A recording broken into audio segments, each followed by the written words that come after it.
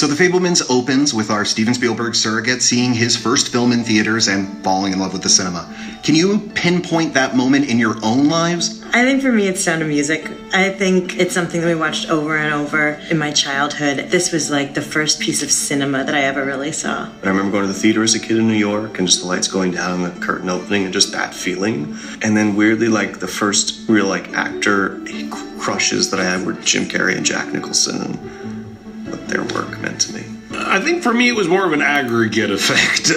My parents just loved movies, and I always grew up watching tons of movies. My parents loved action movies. I remember seeing Under Siege and Lethal Weapon 2 in a theater at a very young age. And the comedies, they really loved R-rated comedies. John Landis, Harold Ramis, Ivan Reitman movies. I watched a lot of those growing up. So, yeah, that's what shaped me.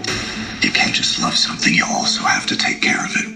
It's more important than your hobby. Can you stop calling it a hobby? Went to the movies a lot, of course, when we were kids. And what I saw other actors do had an effect on me as to whether I believed them or not, how much I believed them or not.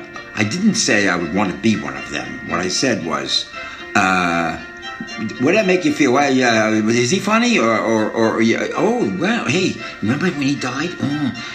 So you were a kid. So you took the experience there, and you walked out of the theater and you went, and you couldn't speak. Movies changed you while you watched them. And you walked out, you had to go back to your life. So I knew there was something in this stuff that hits the inside of you. Right. That's the last time I thought of that. And then I became an engineer. All right? Family, art. It'll tear you in two. You're obviously on the set, you're recreating some of his films with him, some of the childhood films that he made. Were there any tips or anything that you picked up about, camera placement or cutting things together? I've always wanted to write and direct, and being on this only just makes me want to do it more. But I learned how to use 8mm cameras, and I was sent old cameras from the 50s and the 60s with film, and I learned a lot about that, and editing machines, and how to cut and splice by hand, and projectors, and how to load and unload it, and to make it look like you know how to do it. And after doing that, you realize how laborious making a movie back then was, and the fact that he started at 6 doing that. And there's a sense of pride of being able to build something that not many other people know how to do. And so that was just really cool to watch. If we're blocking a scene that I'm filming the family, and he's like, all right, Sammy, go get a good shot over there.